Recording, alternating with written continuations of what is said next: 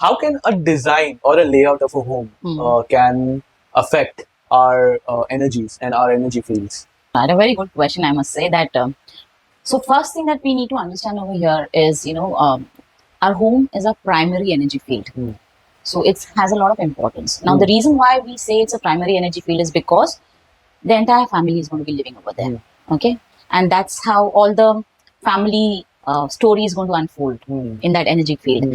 And then it's going to be, the energy field is actually going to influence all the decisions that are going to be taken over there. So whether you know it, whether you don't know it, is actually going to influence it. So like say, for example, we have these lights. Okay. Now let's say if we were to dim the lights, is it going to influence the picture clarity? Absolutely. It will, right? Yes. So similarly, the energy, whether it is pumped up or if it is like not pumped up, if it is low, it is definitely going to affect the people over there and the thought processes over there. And therefore, it really becomes important to understand that this is the main energy field.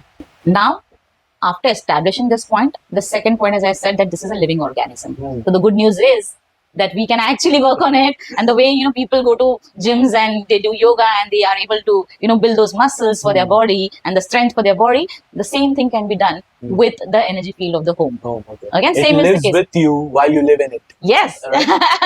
And it supports you. It works for you. It can actually become your good friend. It can become your success and prosperity partner.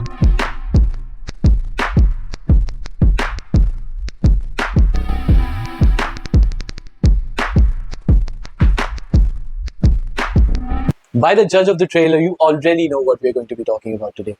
Energy alignment. Exactly. I'm sure you're going to be very, very happy with the content that we have shot out today. A lot of people want to learn about energy alignment. Is it spiritual? Is it religious? Or is it just based out of science? But energy alignment that we're going to be talking about today is all going to be about spaces, spaces around you. Yes, they work with you or the other way. But make sure that you watch this content all the way till the end so you know how you can make it work with you rather than the otherwise. Today we have with us Riya Gaonkar, a decade-old banker who has followed her passion into a 14 years of experience as an energy alignment specialist. What she has to say with you, what kind of guidance she has for you, make sure to watch Kabirr Vani all the way till the end of this episode to have every single bit of a knowledge that you require for energy alignment.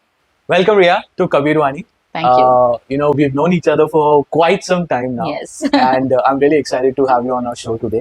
I think this will be a very genuine conversation because I think we have had this conversation of lots and lots and lots of time. You've been mentoring me for a while as well with this particular subject, and I'm really grateful for that. Thank you. So tell me, Riya, you have been a banker for almost a decade. Yes. And then a transition to becoming an energy alignment specialist. And you've been doing that for 14 years. Yes. I mean, that's quite a journey, right? Like from being a banker to energy alignment specialist. Please tell me, like, what made you change and what made you come into this particular specialized field? All right. Okay. So an interesting question which I get asked regularly, and it reminds me of how I began. So the first credit, obviously, I would like to give to the higher power. Because I think you have plans for yourselves, but the higher power has greater plans for you. That's one thing. And the second, I would really like to express gratitude to Riya Gaonkar, who's my husband, because he was the one who initiated coming into Vastu. So he's the founder of Vastu Siddhi, and I was the one who resisted. And the reason why I did that is because I think I was more trapped in logic, or maybe I was more trapped in practicality. And that's the reason why I was just resisting it, thinking that whatever fits into logic is the only truth, and whatever does not fit into logic the way I perceive it, then maybe it's something which is a knowledge or information of the bygone times and maybe not relevant in today's modern times. And that's the reason why I started with resistance.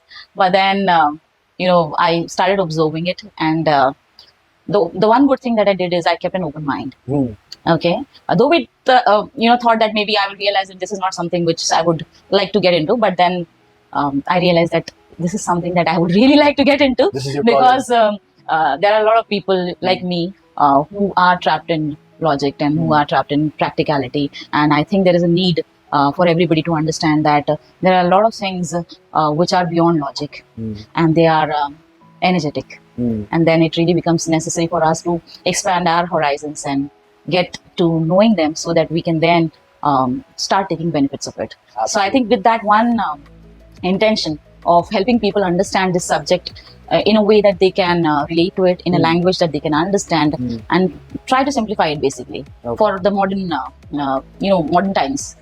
Is what made me get into this, and I think it's been an amazing journey. So all thanks to banking as well, because as I said, that has really helped me get to where I am today in Vastu as well. Wonderful, So wonderful. that's how the journey has been, and I'm loving it. And it's one indeed beautiful journey. Yes, just begun, I can say. Great, absolutely. And okay, so getting into the subject matter, what is energy alignment, and how is it essential for us to use it in our daily life?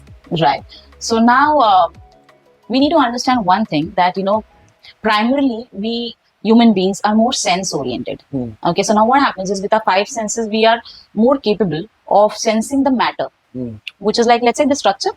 Okay, now we feel that because we are able to just we've just practiced sensing the matter, we feel that matter is the only thing. But we also need to understand that, as physics says, everything is made of energy, and even matter is actually slowed down energy.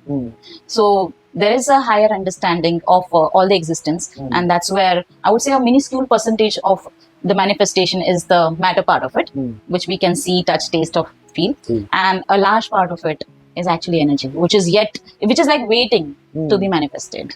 And that's where, so if I have to put it in the perspective of, let's say, aligning the energy field of spaces, so there are three aspects of every space. So whether it is a commercial space or whether it is a residential space. So the first aspect is the structure. So the structure has to be strong. It has to be like, durable. And therefore, this comes, this gets a lot of importance. And the people who do it to ensure that it is strong are the builder developers or the architects. They ensure that you have a strong structure. The second aspect of any structure, any premise basically, is the aesthetic part of it. And that's where, in earlier times, the woman of the house would play an important role in ensuring that the aesthetic part of the house is taken care of, in terms of decoration, in terms of, let's say, putting up some kind of rangoli or any kind of artifacts in the home. Nowadays, people, we have professionals for that, and that's where interior designers come into picture, and they do an amazing job over there. All right. And the third important aspect of any space is the energy field. Okay, so if I have to compare these three aspects with human body, then the structure is like the bones of the body, which has to be strong. The aesthetics is like the skin and the makeup or the grooming part of the body, which really makes us look nice. And the energy field is like the soul. Which actually has to be very alive and very vibrant and very happy. And that's where I think our work comes into picture, wherein we understand the energy field of the spaces, and we then see how it can be transformed in a way that it starts working for people living and working over there. So that's it's either working with you or either working against you, but it's working. Oh, absolutely. No matter what, it is working. So whether we agree to it or we do not agree to it, that's our own opinion or understanding, but it is definitely working. And if it is working, then why not understand it and align it in our favor, so that it supports our future dreams as well. So I always say that every person really wants to make a dream home. Why not make it a complete dream home? So it is strong structurally, it is beautiful aesthetically, and it is beneficial energetically. So your dream home actually starts supporting your future dreams as well. Absolutely. So that's where I'm trying to bring this to the awareness of people, that you really deserve it.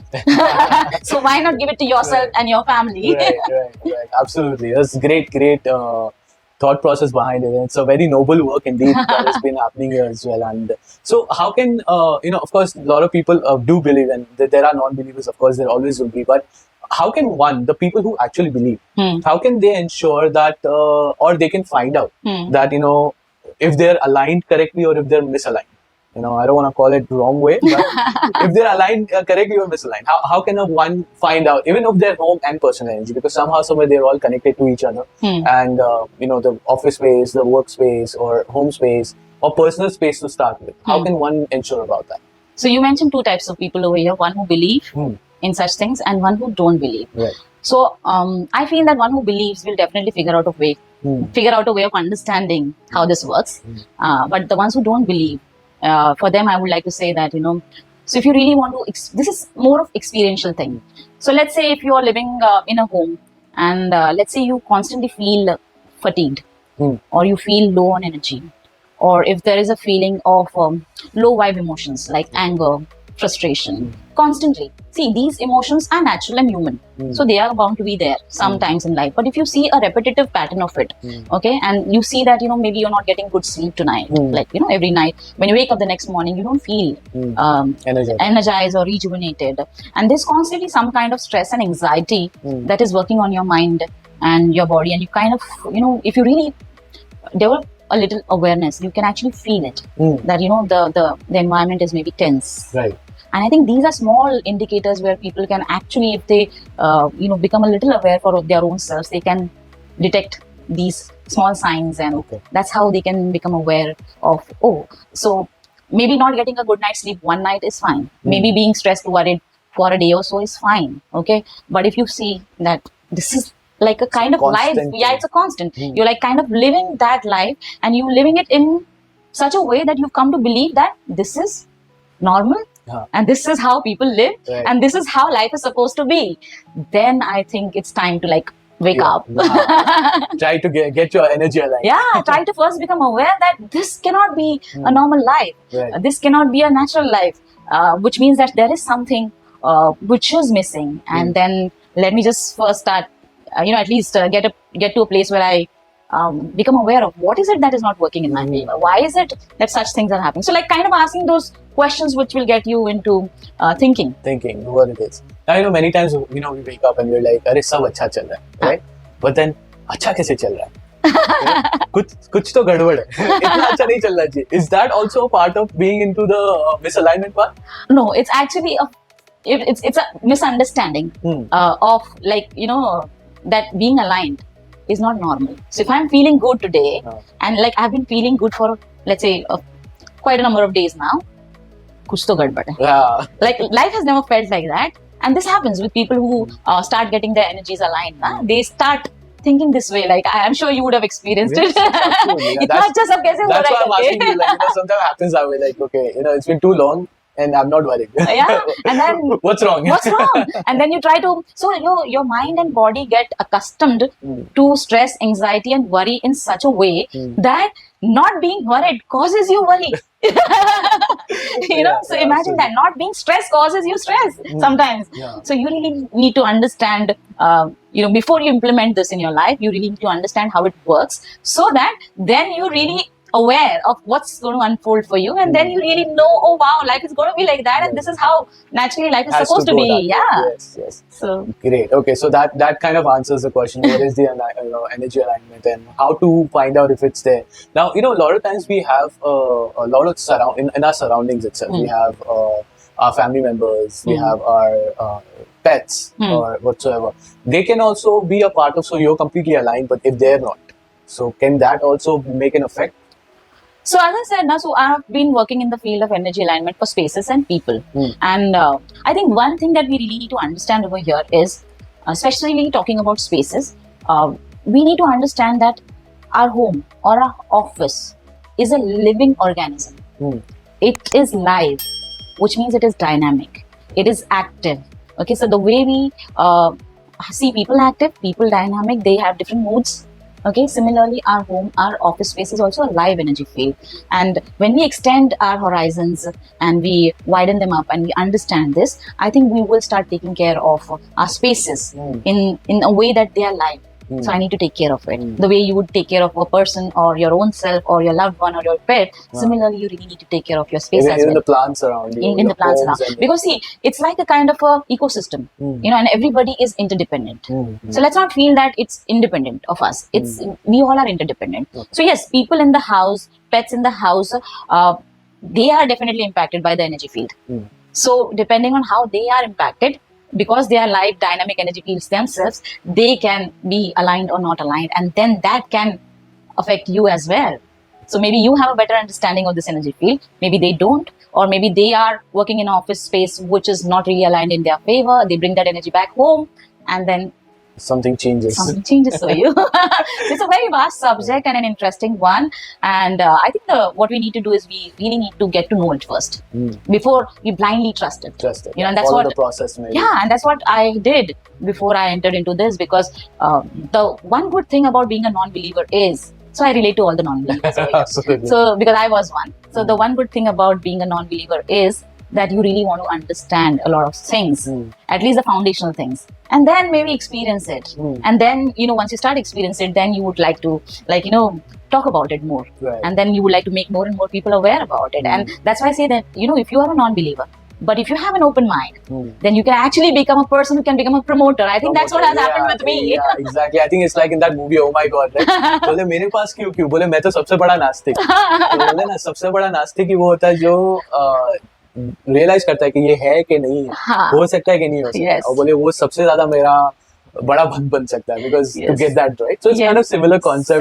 Similar. Because you know what I realized is people are doing a lot of things logically. Like they're doing all the hard work, they're taking all the education, they're exploring their talents and skills and upskilling themselves. But what they need to understand is there is another aspect of things which are, so all these things what I said earlier are logical things, and because we are aware of it, we are taking care of them to ensure that we are at the best in those areas. Now we also need to become aware that there are certain beyond logic things, and we need to become aware of them, and then we need to ensure that these things are also in place so that the best of both worlds can help us. Attached to it. Yeah, absolutely. And I think the one cannot do this by themselves, right? They probably need a mentor like yourself to have guide them through this process as well, because Google is vast knowledge when it comes to energy alignment, like when it comes to this special topic that we have. So definitely I think that's a great thought we have. So I think in terms of one good thing that you said in terms of mentorship is because there is a lot of information on Google, many times it is also conflicting information that is there on Google, and that kind of creates a lot of confusion in your mind, and that then kinds of drives you away from understanding the energy alignment subject, or drives you away from actually bringing the benefits of that in your life. And that's where you really need to find a person who loves this subject and who really cares for this subject and who really wants to empower people with the understanding, because there's no point in causing fear in people's mind. It's more about empowering people with the knowledge of it, so that then they can understand it and then they can decide for themselves. So I think that's how mentorship can really help them. Great. All right, so coming into the home space, like we spoke about, right? How can a design or a layout of a home can affect our energies and our energy fields? And a very good question, I must say that. So first thing that we need to understand over here is, our home is a primary energy field. So it has a lot of importance. Now, the reason why we say it's a primary energy field is because the entire family is going to be living over there. Okay, and that's how all the family story is going to unfold in that energy field, and then it's going to be, the energy field is actually going to influence all the decisions that are going to be taken over there. So whether you know it, whether you don't know it, is actually going to influence it. So like say for example, we have these lights. Okay, now let's say if we were to dim the lights, is it going to influence the picture clarity? Absolutely, it will, right? Yes. So similarly, the energy, whether it is pumped up or if it is like not pumped up, if it is low, it is definitely going to affect the people over there and the thought processes over there, and therefore it really becomes important to understand that this is the main energy field.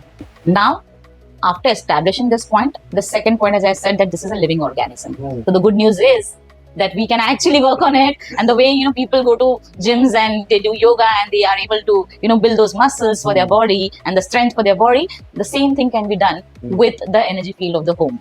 Again, same it is lives the case with you while you live in it. Yes. Right? And it supports you, it works for you, it can actually become your good friend, it can become your success and prosperity partner. So that entire choice is available to you, and you just need to become aware that this is something that is available to you, and then you just need to choose it for yourself. Okay, so now let's say so Vastu Shastra has certain guidelines for placement of factors in a home. So there are various factors in the home, let's say the main entrance, the kitchen, the toilet bathrooms, the bedrooms, and all of these are based on the elements. So as we call Panchatattva, okay, the 5 elements, and how they are going to impact the people in the house, depending on whether they are parents, whether they are the main income earners of the family, whether they are going to be kids. So depending on all that, and that's where we need to really ensure that the placement of the factors, if possible, structurally is in the right zone directionally. Now sometimes that may not be possible. So we need to first become aware about how the placement of factors is. So which are the factors which are as per the guidelines of Vastu Shastra, and so that's good if they are there. And we need to become aware of which are the ones which are not as per the guidelines.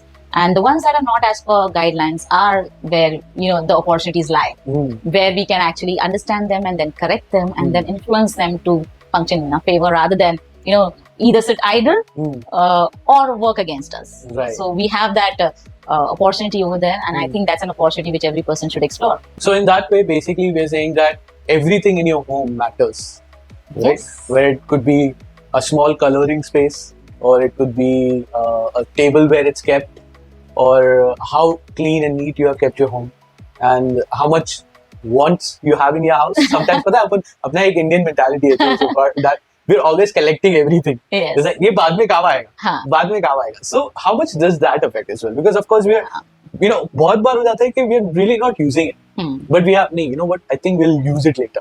So how much does that affect? So now we need to understand one thing over here, that this mentality that we are talking about of collecting things was maybe good in some time back in the time when we didn't have the ease of getting things quickly the way we have it, like we can just order things and we get them delivered now. Back then that was not the case, and that's where this thought process or this energy is coming from, about storing the things and not throwing them away. But one more thing that we need to become aware of it is that back then the homes were big. Yeah, absolutely. So there was space to store such things. And so if you remember, the furniture then used to be like heavy. Yeah. Teak wood It and used all to those. last you like 20-30 years. So that's how it was. But now if you come to modern times and you see that, okay, the space of the house, I think it's just 1/10 or maybe lesser than that. If we compare it to the older homes, the bigger homes basically. So we need to understand that two things: the space of the home has become less, smaller.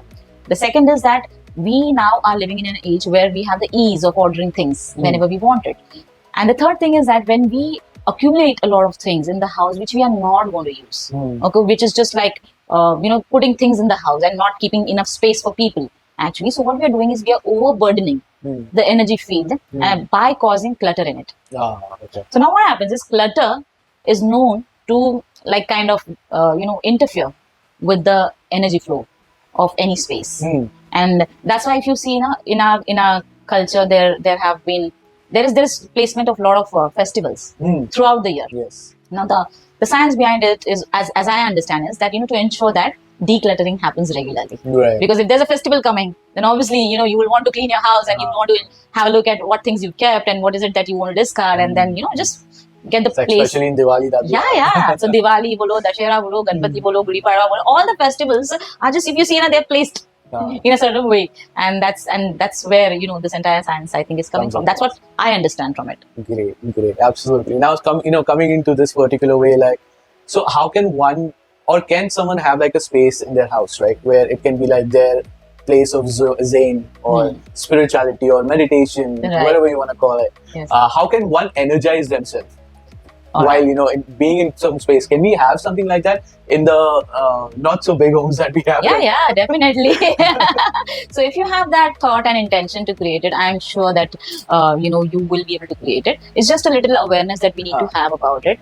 It's like we first need to understand the importance of energizing ourselves, because is it necessary for you to energize your mobile by charging it? Yes, absolutely. Or all your electronic devices? Has to be, right? Yeah. Is it necessary for you to at times shut down your computers and just restart it? Yes, I have to keep telling Bhakti, I'm like, have you shut down your Mac? Now what does that do? It kind of cools it down a little bit. It's not consistently processing. It gives it time to relax as well. Correct. Although it's an electronic, but it gives it time to relax as well. Yes. So that answers the question. So electronics also need time to just be themselves. Yeah. So I think we also need to understand that constant doing is definitely not going to be working in our favor. So we'll have to set our boundaries in terms of doing and being. Okay. So we should allow ourselves, to be. And once we have this understanding, because when you're being, normally there's an understanding that, okay, if I'm not doing something, which means I'm wasting my time or I'm not being productive. Yeah. Now we need to understand that when you're not doing anything is the time when all your energies are doing something for you. You're replenishing yourself, you're rejuvenating yourself, you're reconnecting yourself, and re-energizing yourself. And that is actually going to help you become more productive. And while you become productive, you're also going to be more peaceful, more calm, more happy, rather than being frustrated and stressed out and anxious all the time. So this me time or this downtime or this uptime depends on how people would like to call it. You can call it uptime also, because you're actually going to, maybe give yourself that downtime and then actually up your energies. So the choice is there for us to decide. And what you can do is basically, if you want, you can create a space. I would personally recommend creating a space in the zone from the north to east direction. North to east. So that's like a north to south and then a east to west. So the 90 degrees from north to east. So you can just select that zone of your house, because that is naturally more conducive to help you calm yourself. Okay. Now the reason for that is because that is said to be the zone of water element. Okay. And obviously water element is like the kind of cooling element. So that's the place where you can just be for maybe 10 minutes, 15 minutes, depending on what is the time bandwidth that you can give yourself to just be yourself and then just replenish yourself. And how you can do it. So let's say you decide one space. If this zone is available, great. If not, I would say don't get stuck to that zone. Choose whichever zone you feel comfortable. Somewhere at least should be facing somewhere. Yes, it's important. Now the facing thing, when you're doing anything, for that matter, anything, it is ideally recommended to face the directions from, again, the north to east zone. That's because when the earth is moving around itself or when it is revolving around the sun, it is kind of moving from the northeast direction. It's moving ahead. So it is said that the cosmic energies, the Vaishvik Urja as we call it, is coming on the earth from that zone. So you might be aware that we have chakras in our body. Yes, absolutely. And chakras, when they are facing the direction from which we are getting the cosmic energy, then it is really, we are naturally helping ourselves. And that's why if you can face the north to east zone while you're working, while you're reading, while you're watching anything, while you're doing anything, it is highly recommended. North to east zone. Yeah, that is where you become more, you get those natural the energy resources. is faster. Recharge is faster, maybe? Recharge is faster, you get more, you are more tuned in. It's like, having the Wi-Fi router at a place, where it is radiating those kind of signals. It's like sitting right under it. Yes, you're just being in that zone where you are more receptive to it. So that's about it. And the second thing is, when you're trying to create this kind of a space, then maybe you can incorporate some kind of elements which will enhance your connection to that space or that process. So maybe you would like to keep some positive affirmations. Some you can have them printed and posted on those walls, or you can have some kind of symbol which you really connect to. It can be a religious symbol, a spiritual symbol, anything that you can connect to. You can also create that nice fragrance over there. Right, like dhoop or agarbatti, we can do that. Yeah, or if you want, you can use some aroma oils as well. That's absolutely so it really helps to calm down those nerves. And that's how you can also add some natural elements like plants. You can have maybe a small waterfall if possible. That sound actually really helps you. And you can have some kind of earth elements like small pebbles and stones kept. So you actually feel connected. Just to that small space where you can just sit and relax. This is your place of zen. That's it. So that really helps you connect to the nature. So ideally we need to understand over here that everything is made up of energy. That's there. But we also need to understand that everything is also made up of the 5 elements, Panchatattva. So earth, sky, water, fire, and space. So we need to allow ourselves to replenish by absorbing the energies of all those 5 elements. When we do that, and that's where you can create this space at home with all the elements that I just discussed, or you can also go for a walk in the park, because then again it's the space energy and the air energy that is working on you. You can go on a beach. So it's not necessary that you just need to be rooted to one place. That can be one way of doing it. You can go for a stroll, you can go for a beach, outing, just small walk, just connect with children. Children are bubbling with energy. So if you love children, then maybe you would like to just go and watch them or play with them if that really helps you. So there are various ways of uplifting your energy, and I think we can play around with the mix of it so that it doesn't become whatever suits you, basically. Whatever suits you. What I understand is you need to slow down to go faster. I think bang on. That's your Kabirr Vani for today. I think this is the most important understanding, if someone can take it from this conversation that we are having over here, that if you want to really progress faster, then you need to slow down a little and allow yourself that being time so that your doing becomes more effective. Absolutely. Right. Absolutely. Great. Super. I'm loving it. All right. So, coming to the factors of working in a corporate, right? Not everyone owns offices. Like, so some people might be working in corporates, giant corporates where there are like maybe minimum of 200 people and there can be thousands of people. Right. So some people have, it's kind of like a two-part question I have. So first part of the question is when you're going into that space, of course, everyone's energy is completely different. Especially what it's at home, somebody might be going to a different stress level, somebody might be going to a promotion level, or whatever it could be. So how can one deal with that in their corporate life? Especially in the fact where asking you directly that you come from a banker point of view, and I think out of every other job or corporate employees that I think banking is the most difficult. As per me, I feel because Bhakti was working as a banker as well, and I feel it was one of the most difficult, challenging task a person can do is be a banker. So how can one be always energetic in their workspace? All right. So first of all, yes, a lot of love, lots of love to all the bankers out there, and not just bankers, all the people who are working in corporates. And trust me, there's people might say it's difficult. That's one aspect or perspective of looking at it, but I think it really helps you learn a lot of things. So even when I'm doing this energy alignment, there are a lot of things that I've learned in banking that have really helped me here or are helping me here. So I would really like to express gratitude to banking with all the love. So I've taken that as learning. And then coming to the second part of the question. So let's talk about people who are working in corporates, and they maybe have their designated workplaces which are given to them by the organization. Or sometimes people also have fluctuating workplaces. So today they will be on one desk, maybe for 1 week or 1 day, or the next day they will be on another desk. They are not really aware of it. What is going to be their workspace the next day or the next week. So yes, you can definitely develop a connection over there. Obviously, you cannot choose the entrance of the office. You cannot choose many things out there because that doesn't fall under the purview of an individual employee. But then what you can do over there is maybe you can try to develop a connect with the place where you are going to be seated. So how you can do that is, first of all, with the intention. Okay, you really need to have that intention that yes, this is my place, this is my zone.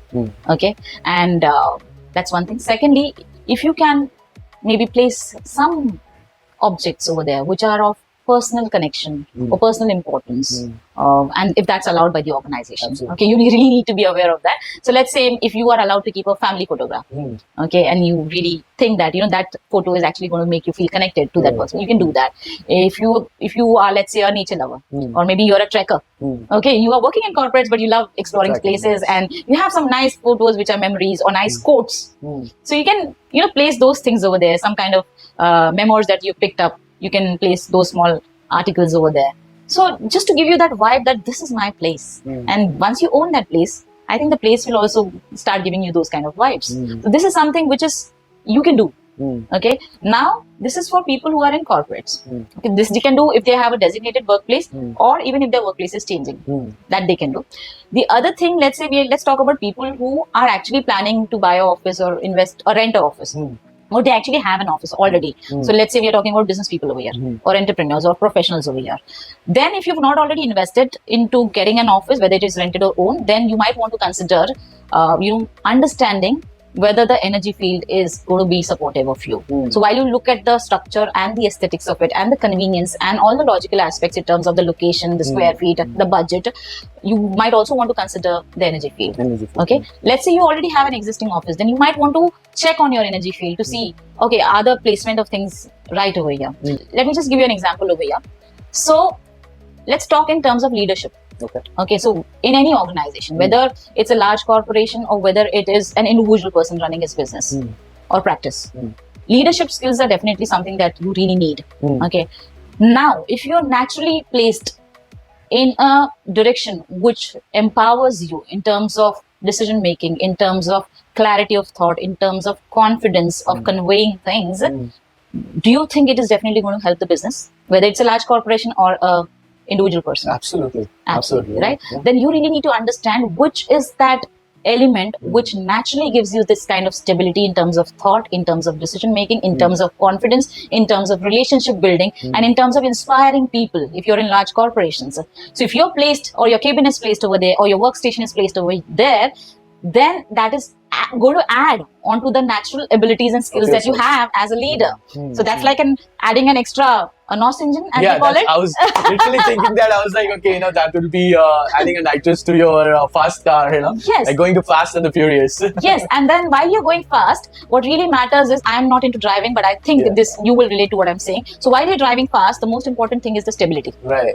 So if you're wobbling and you're driving fast, then it's risky. it's a very But if you're risky, stable and you're driving fast, then it's fun. Yeah, absolutely. So the earth element zone is the zone that is going to help you to be stable, Okay. be confident, Okay. and bring out that leader in yourself easily. Okay. So you can be a leader who's naturally a leader, who's worked on his skills and become a leader now. However, when you're placed in this zone, it really makes it easy for you. Easy for you. Okay, so you can be a leader with a lot of stress, anxiety, worry, or you can be a leader with a lot of ease and joy. So you really get an opportunity over there, a choice over there to choose and align that energy in your favor, or place your desk in that zone so that goes over. it helps so the earth. So as we spoke previously, so northeast region is for the water element. Yes. So the earth element, what region is that? So it's the south-southwest zone of the entire property. Achha, okay. So you have So to kind of that's figure out where that particular Yes. spot So is. now, even if you're going to talk about corporates, so there are a lot of things that need to be considered. So one is the type of business they are doing, the nature of business. The second is the activities that are going to be carried out over there, the process flow of work over there. If it's a manufacturing unit, it's going to be different. If it's a service-oriented organization, it's going to be different. And the third thing is the hierarchy. Okay. In terms of leadership. Okay. So all those things have to be taken into consideration before you energetically align the place in favor of the organization and the people working over there. Okay. So you can achieve your goals with a lot of stress, as I said, or you can achieve it with a lot of ease. You can achieve your goals when the energies are not aligned in your favor, but it will take a little longer time, and the journey may not be that great. That's smooth. Maybe. That's smooth, basically. But when you have the energies aligned in your favor, what will happen is it will help to achieve those same goals in lesser time with great ease. It's like so what happens when you put engine oil in the car? Smoothens down the Smoothens down? Course, yeah. What happens when you put those shock absorbers in the car? Khaddas are much it's more resistant. So the challenges will be there, but you will be able to tide over them in an effective way, in a way that you might not even feel that they are challenges. Right. So that's how life becomes more smooth. That's how business becomes more smooth. It saves a lot of money. It saves a lot of energy, and most importantly, it saves a lot of time, because I think time is the only limited resource that every person has. And that's where we cannot loan time. If a business needs money, obviously they can raise money. If they're looking for more energy, they can hire more people. Right. But if they're looking for more time, as an organization or as an individual leader is looking for more time, then that's a little difficult. They only have 24 hours. That's 24 hours. And then again, there are various aspects of life. It's not just work. You have your family, you have your friends, you have your social life, you have your hobbies. So 24 hours and all these things are going to demand your time. Right, absolutely. So I think a lot of people talk about energy management and resource management, in a way that it is done in an effective way. Right. So now we need to understand over here that we also need to understand the energy of spaces, our own energy, and manage our own energy and the energy of spaces in a way that we are actually conserving it and utilizing it in the right way. Because this is the natural energy. It's like, you have that sunlight and you're converting into solar energy. Right. So similarly, so the energy is already there. We need to just understand the presence and maybe the way to capture it, and then how we can harness it in our favor is what we need to understand. Absolutely. Now, this is very interesting. So while I was speaking to you, I kind of had a thought where, again, coming to the space where we had a big spaces back then. Now, we're kind of getting crowded day by day as we progress. So it becomes difficult for you to find that perfectly aligned energy, office or home for yourself. So how does one ensure like कि अच्छा अभी यही मेरे budget में आ रहा है, and then but then it's definitely not aligning into my energy zone. So how can they ensure? या फिर किसी ने ले लिया, समझो they did not have an idea about it. Right. Is there a way to harness the energy that we're just talking about into that particular office as well? Yes, absolutely. So we always believe that there are opportunities all around. Okay, so we should never feel that there is no way out. There has to be. You're not stuck. There is always a way out. Okay, so yes, the spaces are becoming small. The directions are coming closer. It's not possible to have that bandwidth of space, and not possible to get those kind of premises which we would love energetically. But the good news is, it's a way of doing it. There's a way of doing it. So we can't do anything structurally, okay? Because the way the homes are made, we cannot do much structurally over there. But the good news is the way you can aesthetically make up a space, similarly, you can energetically make up a space. Wow. So it's like, let's say if it's hot, okay, you don't have to really sit in that temperature and torture yourself. So if it is energetically misaligned, you don't really need to go through that unnecessary phase where it's leading to loss of time, money, and energy. So the way you would put up an air conditioner to ease out your experience in terms of how you're feeling, the temperature wise, similarly, you can actually ease out your life experience or your business experience by aligning the energy. So, like saying sound. Right. So if we want to cut down the noise, let's say the offices are normally on a busy street. Let's say. Okay. So then what people do nowadays? They use either the glass windows which have those sound barriers kind of thing, or they will like to put up some acoustic. Right. So the challenges are going to be there, but there's always a way out. A solution is always there. You just have to look in the right direction. Yes, and don't you think that's such a great thing? Absolutely. So solution is always there, whether you've already bought the place, whether you're planning to buy a place, whether you've started experiencing problem, whether you've been experiencing problem in a repetitive way. Solution is always just around you. Just need to look for it and understand it, and then decide for yourself whether you're done with living that kind of life, and whether you think that you deserve a better and easeful life, then yes, you deserve it. So yes, you can make that choice. That's great. So that's a way of doing you. I get everything easily, effortlessly. Yeah, why not? So I think there's a lot of misunderstanding about people thinking that effort is and struggle is some kind of virtue.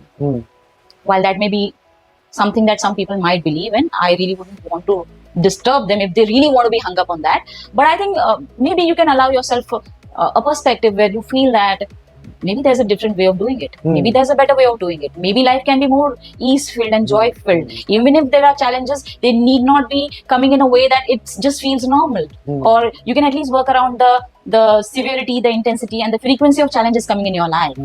So that is something that you can allow yourself to explore. And if that's available, then I think that's the wisest thing that you can do for yourself, your company, your organization, and your family. Right. Just a slight difference in your perspective of the way you see things. Yes. That's about it. So many times what happens, people identify a problem and they feel that's it. And that's where we stop. But I would really encourage them, once you've identified the problem, why not just, explore what's next? What's the solution? What can we do about it?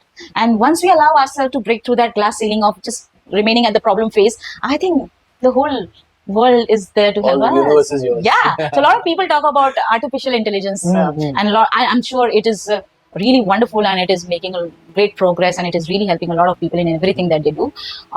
If we are capitalizing on artificial intelligence, which is man-made, I think we can also explore the UI, which is the universal intelligence, maybe. Okay, so we have a UI that's coming up with by Riya Gaonkar. We're gonna patent this, so if somebody comes with it, it's done by her already. So I think this is the Kabirr Vani moment. Yes, absolutely. So while you're making use of artificial intelligence, I think universal intelligence is also at your disposal. It's just a matter of opening up to it, and I think you deserve it. We all deserve it. We all deserve it. Great. So, coming to the factor of buying home and buying any space, let's not call it home, it could be home office, whatever. So right now a lot of people are buying new spaces for themselves. Now when it comes to Mumbai, of course, we are spending so much money to occupy one space for yourself. How can one ensure that before they make a major change to it, they can be like, okay, here are the few things that you can do to kind of ensure that it's working with you? What can they do with that? All right, so an amazing question. So as you correctly said, yes, a lot of people are investing in making homes and offices, and that's a wonderful thing. And while they are looking at a lot of logical things in terms of the location, the square feet area, the view, and the quality of construction, obviously those things are really very important. We need to understand one thing over here, that whenever you are investing in any space, okay, whether it is office or whether it is home, let's talk about homes for ease of understanding. So a part of it, like in Mumbai, if you see the investment for a home will run into crores of rupees. Yes, absolutely. Right? So part of that will be down payment. Now this down payment, where do you think it comes from? Family savings, mostly. Yeah. I couldn't think of anything else. Years of family saving, or maybe it's coming from your parents, or some friends are helping you. Somebody is helping you over there, like close friends and relatives, or your own savings. Okay, that's a big amount over there. Absolutely. Then maybe there's a home loan that's going to be involved. Okay, and obviously that's going to run into crores. And what do you think happens when you take a loan? What starts? Interest. And EMIs. Right. So when that happens, do you understand the financial implication that goes into owning a space, Yeah. or maybe even renting? You know, you're going to pay a monthly rent over there. You're going to keep a certain amount blocked as a what do you say, deposit? Deposit, yes. Okay. So we really need to understand that the financial stake over here is very high. That's one thing. Secondly, if it's a home, the entire family is going to be living over there. So it's going to be, let's say, the parents, the main earning couple, their children, okay, or their siblings. So the entire family is going to be living over there. And this energy field is actually going to influence everybody at some point of the time or other. Okay. So again, the life implication over there is also there. It is there. Okay. So now I just wanted to ask you, when you buy a mobile phone, do you check on certain things? Oh yeah, I have lists. Like, can you list a few type things? of camera, battery life, the screen size, the battery charging size, like so many. The megapixel of cameras and yes, the brightness of it, and so many. I think, how is it made? What kind of features, additional features, the Bluetooth type, everything. There's everything. So many things. A lot of research goes into that. Yeah. Okay. Now this mobile that you're buying, is it going to be a family use mobile? Is it just be like more personal use? Right. And when you think normally people upgrade to a new mobile, within how many years? Maybe 1 to 2 years. 2 years? Give and take. And what's the average investment for a mobile? Mid-range, at least somewhere to 25 to 50,000. Okay. Depends on what kind of features. Let's keep it like within 1 lakh, or even somehow even more. Yeah, I mean, if you go for a basic, the people who are very attached to iPhones right now. Gadgets, so that iPhone starts itself from 80,000. So Right. it's kind of like that. Okay. So now, when you are checking so many things about a thing that is important, however, it is a thing of your personal use. Okay. One thing. Secondly, it is a thing that you're actually going to maybe upgrade in a couple of years. Right. Okay. And still you're checking so many things.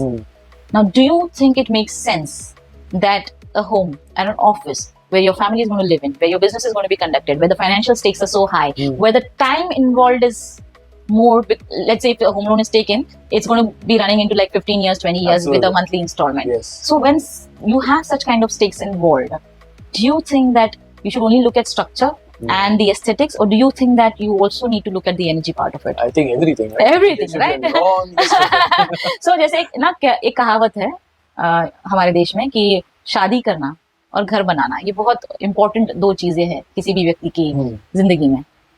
So then, you really need to be aware that the home that you're investing in, or the office that you're investing in, it's your dream home or dream office, but you need to be sure that the energy field of that is actually supporting your future dreams as well. Right. And They're that's aligned where, with you. yeah, and that's where, one established fact, while we, are discussing all this, is that one established fact is no property, the way it is made now, is 100% Vastu compliant. Okay. So that's a fact. Okay, let's not deny it. Is there a good news in that? Yes. Why? Because even if it is not made to begin with structurally 100% Vastu compliant, we can still work on the energy field of it and flip the energy field in your favor, so that it actually works as your success and prosperity partner. Okay. So that's there. So the opportunities are always there. It's just that we are not aware of it. And that's where I think a lot of awareness needs to be spread in terms of how these things really matter, and these things need to be first understood and then empower people with the understanding, so that then they can decide for themselves. So what kind of home they should be going for? Yes. It comes to an interesting part for me right now. Then if we're talking about features of a phone, right? Yeah. So I was thinking that, of course, the list is so long when you come to buy a home. But what are some basic things like people can think of right now? Like, for me, recently I just rented out a home where I made sure that, there's a nice view, of course. Luckily, the sunrise is directly into my home, which is amazing because I love the fact that I get the first sunlight in my home. What kind of features, if I may say so, people should look into buying their homes? Just basic ones. Like, of course, I'm not asking you detail because I think we're going to sit and talk about it all we'll have to make another podcast on each aspect of it. So, but basic things क्या at least आप ये सब चीजें check mark कर लो, और या फिर this should be the top 5 things in your features that you'll be looking for when you're looking for home or office. Right. So while I will list a few things over here, these are on the basis of the knowledge that I have had in these 14 years. and people might relate to it, may not relate to it. That is totally their choice, and I respect it. So yes, when you're looking for a home, first of all, obviously you're going to be looking for all the logical aspects of it in terms of budget, square feet, area requirement, the location of it, and how is it going to serve your family, or if it's a home office, then how is it going to serve your business. So that's one thing that you're going to look at logically. Now, if we were to talk in terms of energy, then as I said, the location of factors really matters. So in which zone what factors are located. So when people come to us, to help, when they want us to help them, choose spaces which are comparatively better over the ones that they have shortlisted, from the ones that they have shortlisted, there are 2-3 things that we look at. First is the main entrance. Okay. Now it's really important to have the main entrance of the home in a positive direction, or in a direction which invites positivity more easily, more naturally, and that's where the weightage of the main entrance and the location really becomes more important. So you really need to be aware that while there are, let's say, 4 or 5 or 6 flats on a floor, you need to invest in a flat which has the main entrance located in the zone which is considered as positive as per Vastu Shastra, which is primarily from north to east. North to east, okay. Okay, so in a way that when you're moving out of the house or the office, you're actually moving towards north or northeast or east. So that particular 90 degrees. So you're moving out in that. So there's a lot of misunderstanding. Yeah, because there's a lot of misunderstanding. You will see a lot of people say, this is an east-west home, east-west home. But when you actually look at it, it's a home which has the main entrance located in the west or the southwest, in a way that when you're moving out, you're moving in the west or southwest. So people feel that when you're going in, it should be north, northeast or east. It's actually the opposite. When you're moving out is what is more important.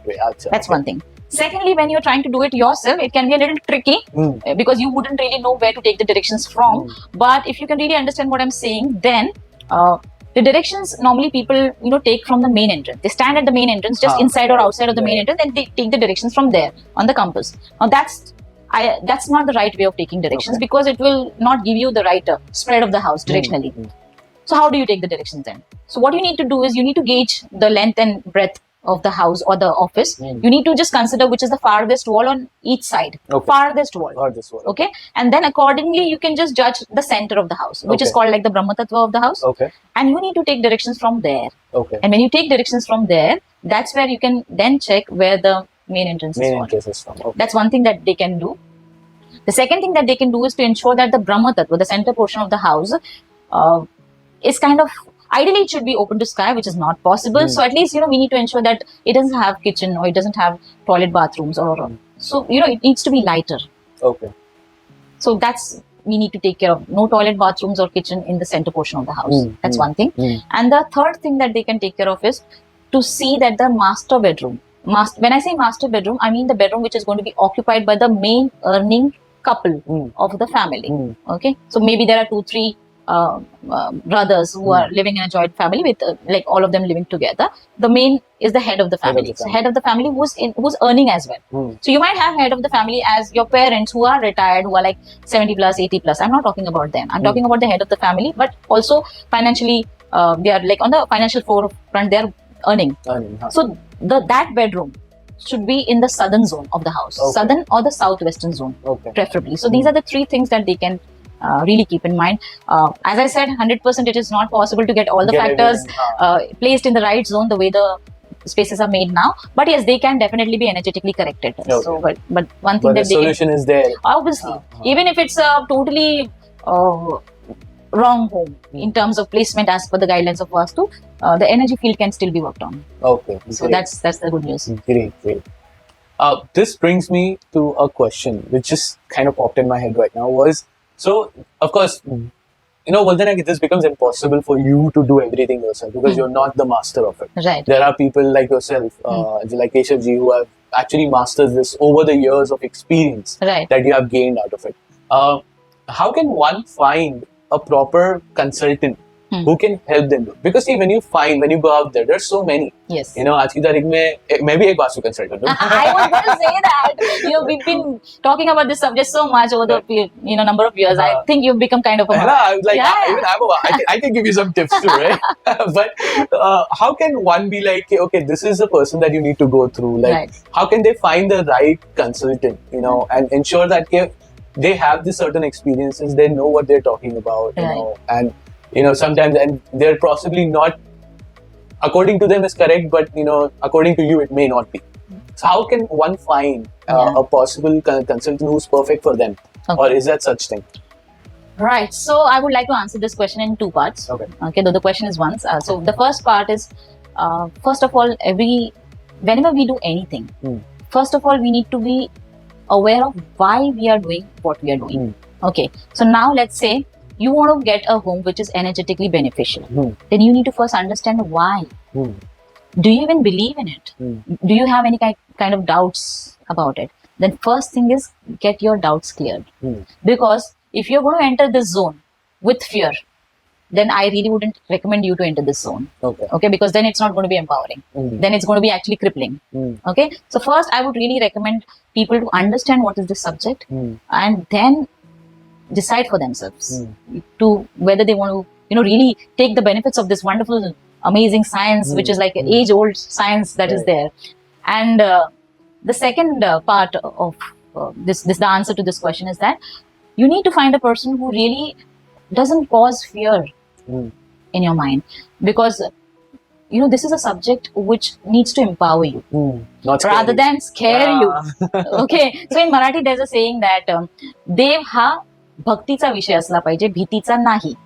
So similarly, Vastu Shastra also needs to be a subject which empowers you with the understanding of it, so that you can then take a decision for yourself and your family.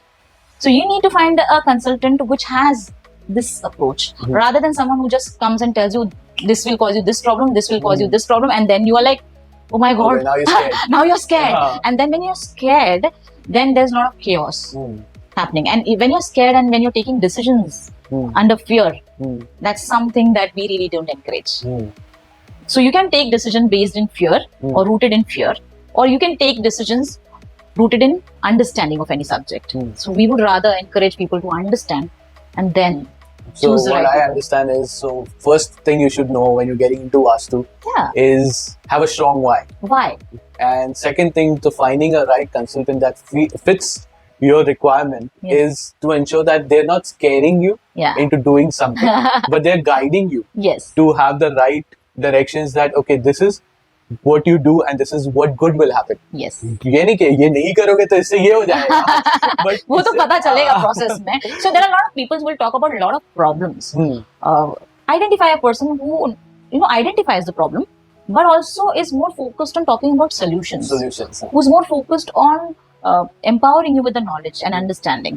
Who gives you that space to make your own decisions. Who's not forcing you or trying to convince you or trying to scare you into this kind of decision making. So I think when you interact with people, you can sense those things. Right, absolutely. You can sense this. I think I have felt that, so I can tell you that for sure. Yes, so your own GPS, inner GPS, will give you those. If you're aware enough, then it will give you those signs, intuitions that okay, I can really vibe with this person. Okay. And that's how they can go about it. And just seek understanding first. Okay. And so what the next thing that comes to my head right now is a lot of times that you keep we're advised to keep certain crystals or wear certain rings or have certain kind of plants in your home. Don't have certain kind. How much that resonates with the energies that you have? Because a lot of people love gardening. A friend of mine has his whole house is full of plants. Like literally, it's always like that. So how much does that work? Like having the crystals or the plants? So crystals and plants, obviously, they have their own energies, and when you place the right kind of plants in the home and right kinds of crystals in the right zone, they are definitely going to help pump up the energy of that energy field. Now, in terms of plants, they definitely add that natural element and that soothing. If you can just close your eyes for a minute. Okay. Now, can you imagine maybe a forest with nice trees and plants and maybe a spring around? Yeah. How do you feel? Oh, relaxed. You're going to make me forget my content. So Am I going to sleep? So this is what it does to your state of mind. It does to your nerves to calm it down. Calms you down. Yeah. The only thing is we need to be aware of which plants to keep, where to keep. If you're going to be using colorful planters, then what kind of colors really resonate with the directions. So it's better to avoid frictions and keep the aligned colors in those zones. So that is something that you can do. Same is the case with crystals or any other divine symbols that you might want to keep. Even arts and artifacts like paintings also really they radiate a certain kind of vibe, and they can actually be beneficial, or they can actually stop the benefits from coming to you. Certain paintings. Yeah, certain paintings. So a lot of things can be done on those fronts as well. Or let's say if you're going to put up a wind chime, soothing sounds. Soothing sounds, yes. So all those things definitely are going to pump up the energy field of the home, or cleaning it. Let's say like keeping salt, that Himalayan salt. So there you can see these are small guidance things. But however, this is like the first aid thing. Okay, which you can do yourself. You really don't need an expert for it. So if you have to keep pink salt, that Himalayan salt, in some bowls in certain corners of the home, you can definitely do that. If you want to mop the floor with salt in it, you can definitely do that. If you want to put some plants in your home, you can definitely do that. If you want to put up a wind chime and some arts which are aligned, you can do it yourself. Understanding how it works. Yes. And let's say if you want to add some kind of aromas to the home, and mood lighting. So all these things are definitely the first aid things that you can do for yourself. Okay, great. Great. Thank you so much for that. I think that will really help a lot of listeners and people watching this podcast kind of realize, okay, let's try a few of these let's try. I would rather see now what happens now with the energy alignment thing. The good thing is that you cannot actually see it. Okay. The reason I'm saying is the good thing is because when you can't see it, you really have to feel it. Feel it. That's what I was so you cannot see, but then you can feel it. You can feel it. Okay. And when you feel it, that's when you will realize more about it. Okay. So when you work on your energy field with these small things on your own, and when you feel the difference, then maybe you will want to know more about it. Then you will learn more about it, understand more about it, and then take advantage of it, and then bring the benefits that it has to offer in your life. Absolutely. So start small, start with the small baby steps, and then maybe you can just explore it experience it, and just then go in for a whole revamp of the energy field in your favor. And then again, when you experience it, just spread the word, because people need to know that life need not be struggleful. Absolutely. And struggle need not be normal. Okay? Some amount of struggle is necessary for growth. Some amount of resistance, challenges is necessary for growth. But if it's a continuous challenging process, then the energies are getting depleted. They are being utilized for sustenance rather than progress. Okay. So if you really want your energies to be utilized wisely, then you need to ensure that they are not utilized much on sustenance. Sustenance is normal, and they are utilized towards your progress. And progress also is easeful. It's supporting you in that sense. Yes. Great. Okay, so it brings me to a factor where how and what kind of challenges people face when it comes to energy alignment. All right. Okay. So interesting question.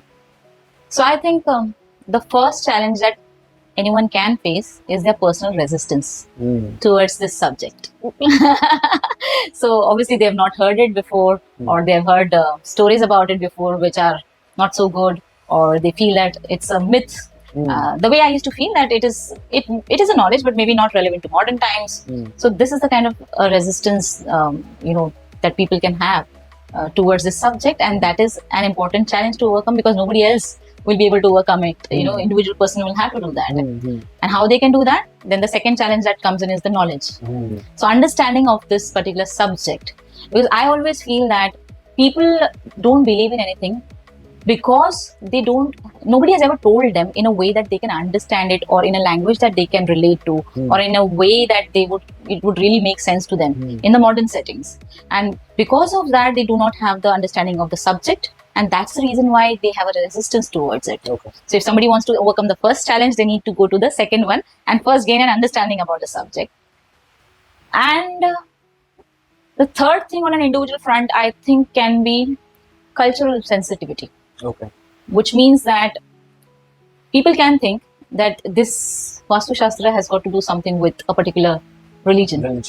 And that's something that can keep them away from reaping the benefits of this particular science.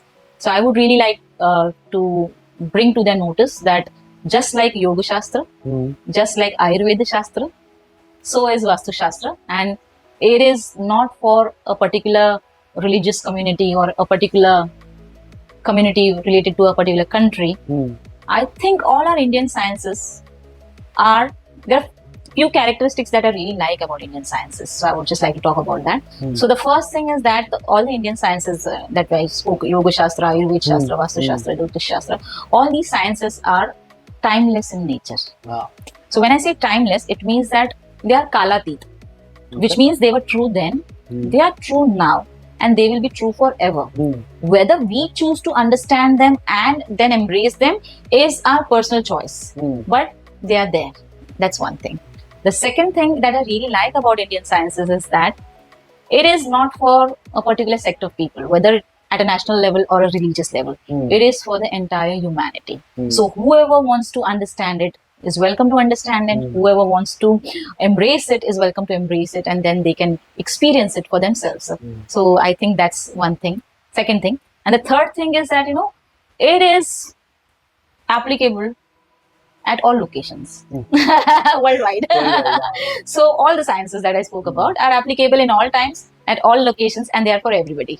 So these are the three characteristics that I've come to realize in these last 14 years while I've been working in this field. And I think that's what has increased my love for this particular subject. And so this is something that, so as I said, understanding of the subject, cultural sensitivity, and self-resistance. And then if you are talking, these are certain things that are personally, personal challenges that the person can have, or at a family level that the person can have. The other challenges that they can have is, let's say, maybe the structure. Now, the kind of homes that are made, especially in cities, are flats. So what happens is there you don't have a say in the design of the flat because it's already built. It is designed by an architect, it is made by a builder, and these are the set of flats that are available and you just have to choose from it. So in structure, you don't have any say. The other thing is the design. As I said, in the designing part, you don't have any say because it's already designed. It's already designed. Okay. And the third is the space. Because of the space in any home is like, they're becoming smaller and smaller and smaller. The directional influence is getting closer and closer and closer.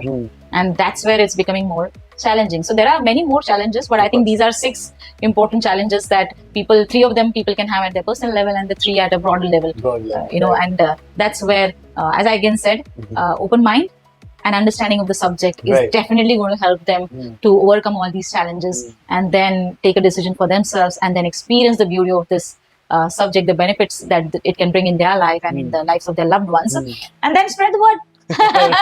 Let others know. Let others know. Yeah, this really works. It's not religious, it's not spiritual, it's science. That's what it is. See, now people normally ask me that, is it even a science? Now, this was my question as well. So I wouldn't blame anybody. Is it even a science? So yes, the name itself says Vastu Shastra. Vastu is a place, a dwelling, okay? And Shastra is science. Okay. The one good thing about the way ancient Indians communicated or, they described things is they were not ambiguous. They were like very clear. So when they're saying it's a Vastu Shastra, which means it's a science of designing spaces or energizing spaces. Or the space within. The space within, the space that we live in, So if you see, our civilization has always been about being in alignment with nature, in without hurting it, and that's the beauty of it. So harness the nature in your favor without hurting it. And it's like kind of coexistence. Live with it together. So it gives you give it back to the environment. And that's how both of you become like conducive to each other's existence. And that's the beauty of it. So I think there are many ways of living, and the way our civilization has always, spoken about living is where it's like, for everybody. I think recently a lot of people are kind of getting known about this. Vastu is getting very familiar to people now than it was in past. Yes. A lot of people are willing to learn how it will go, how it will work. Yes. How is it, like, we spoke earlier, it's working for you either way. You believe it or you don't. You don't believe it. It is working for you. So, you might as well make it work in your favor. Rather than, the other way. Yes. So it's best that way. But, how much does energy alignment work in your physical and well-being? Yes, physical health and well-being. Yes, it does. Now, as I said, now let's take an example. Okay, let's not go to the energy that we don't understand right now. Okay, for the ease of understanding, as I said, let's take a space. Let's just close your eyes. Okay, this is the second time I'm doing it. Imagine yourself sitting in a place which is not lit up properly, which is cluttered, which does not have proper ventilation, and it maybe has not been cleaned for a long time. And how do you feel? If you can just explain, how does it impact your energy, your thought Cluster. process? Yeah, I couldn't keep my eyes closed that long because I had to get out of there. Right. So imagine, when you're just thinking of it in your mind, it is affecting your energy field. Yeah. So what will happen when that is actually the reality of the space that you're living or working in? Right. It is going to definitely affect you, whether you are aware of it, whether you agree to it or not. It is definitely going to affect you. Is it the reason that a lot of kids nowadays, a lot of Gen Zs, we want to call it, they're going through so much stress, so much depression, anxiety. It's like, aajkal anxiety and depression is like a new thing that is happening. Like, New normal. New normal. You don't have that? No, I have it. I have it. I'm proud of So it. they're proud of it. It's like that, So Yeah. is this one of the reasons that could be as well? Yes, That absolutely. people don't understand the energies within themselves? Yes. So now, a lot of our physical and mental health is definitely affected by the nature, the space that you live in. Let's talk about circadian rhythms. Okay. The sun rising and the sun setting is definitely impacting certain body processes, certain mind processes. Okay. Let's say, for example, if we are keeping ourselves exposed to bright light for long hours in the night, then it is definitely going to affect our sleep. Right. Which is then going to affect a lot of other things. Similarly, the electronic gadgets that we are using now. So there is a lot of electromagnetic radiation that is happening. So that is interfering. So as I said, we are also a live energy field. The space that we live in is a live energy field. And all these energies are also interfering with our thought process, our personal energy field, our home energy field. So I'll just like to give you an example. So let's say there is a lot of instruments that are kept, okay, and they're just played randomly, without any thought to it. What will happen? Will it create music or noise? Noise, absolutely noise. Noise? Absolutely. Will it be like really good feeling turn or it no? off. Stop it. Stop it, right. Yes, Okay. absolutely. But then let's say the same instruments are kept and they are actually orchestrated in symphony. What will happen? Music. Rhythm. Rhythm? Yes. Will it uplift you? Absolutely. Will it feel good? Yeah. Same is the case with energy. When the energy is not harmonized, when it is fractured, then it is like noise all around us. Energetic pollution, we can call it. Okay. And when it is harmonized and aligned in our favor, that's when it becomes music to our life. So it kind of calms you down. It kind of calms you down. And let's not just emphasize the impact of it on the physical and mental well-being. Let's also understand that, it is going to affect our material well-being also. Now, when I say material well-being, it's not just in terms of how much successful you are or how much prosperous you are. It's also about the overall success in every sphere of life that we are talking about. It's not just money. It's also talking about the journey. While you're being successful, while you're being prosperous. So your success is not only materialistic, you're successful mentally, you're successful physically, you're successful with your energies, and of course material comes across. Yeah, it does. And also spiritually. And spiritually. Why I'm saying spiritually is because when you have an energy field which is aligned in your favor, you're going to feel more connected with it. You're going to be aware of the benefit that it brings to you. You're going to be in appreciation of the support that it is giving you. You're going to be in gratitude for the work that it is doing for you, and then you would want to care more for it. And that's when you realize that everything is energy. And that's when then the feeling of oneness can start developing. And then that can have wonderful effects on your physical as well as mental state of being as well. Yeah, absolutely. I think this comes to the part where when you meet someone and you go like, oh my god, like कितना अच्छा लगा ना, like you've never met that particular person, but it's like कितना अच्छा लगा ना उससे मिलके. या फिर you go to somebody's home and it doesn't feel like you've been there for the first time because that home is so welcoming. Yes. Okay, come on in. And कभी-कभी कोई घर में हम जाते हैं तो ऐसा लगता है कि you just want to like, not even drink water and just like, what, I think I'm gonna go. It's like that. So I guess all of that kind of works in that harmony to each other. Yes, it does. But everything again starts from the within and how you take care of your insides. When I'm talking about that, I'm talking about your energy fields from your heart, your mind, your thoughts. It's surrounded with your home as well in that particular manner and aligns automatically. Right, it does. So a lot of people will talk let's say we are talking about the space energy field. And then there will be a segment of people who will say that, okay, but if you have the will, you can definitely do it, which I totally agree to. When you have the will, you will definitely do it. But then why make it struggleful? Right. Why not make it easy? And how to make it easy then? So while you're paying attention and increasing the logical inputs that you are putting in, like your skill, talents, education, network, everything, why not even pay attention and understand the beyond logic things and then start, tweaking them in our favor? It's like the hack code. Right. Why not do that and then enjoy the journey and make it in a way that it's like fun, it's like filled with ease, it's like done in lesser time, and then the excess time which would have gone in achieving those goals and targets, why not then utilize that time for something, maybe to set newer goals or to enjoy your personal life, some me time, some family time? Why not do that? Effective utilization of all the available resources. Like you said earlier, universal intelligence. Yes, universal intelligence. Wonderful. Great. I think that works great. So you must have so many success stories. Yeah. But I was thinking that maybe we'll kind of find out a success story which will help our audiences, whoever are listening and watching this wonderful episode. And I really hope you guys are enjoying today as well. To a story where we spoke about earlier, about you have to slow down to go faster. Right? Do you have a success story like that somebody had to slow down? They were unwilling, but they had no choice but to slow down, but to go faster. All right. Okay. So this is one way of growing, wherein you can allow yourself to slow down and then grow to the next level in a lesser period of time.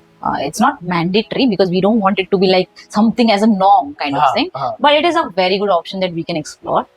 And yes, so there is a lot of our cases are like that, but one specific case that I would like to share over here is where somebody recommended us to those people who actually wanted to move into a new home.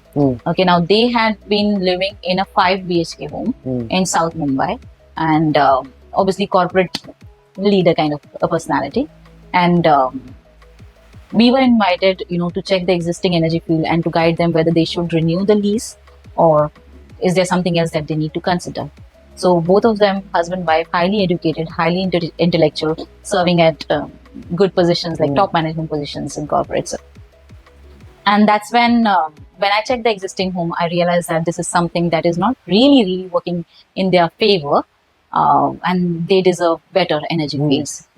And that's when we then decided to look out for options. And then they shortlisted certain few homes, and then they invited me again to have a look at those homes.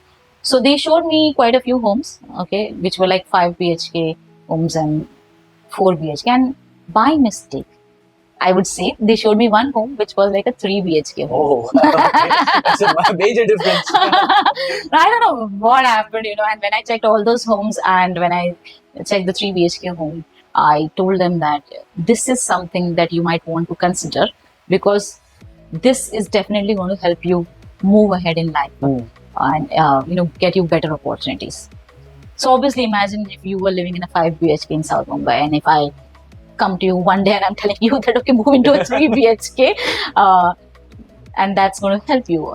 It's going to be difficult, right? Absolutely. Because you're not familiar. Yeah. Another challenge. Another challenge, right?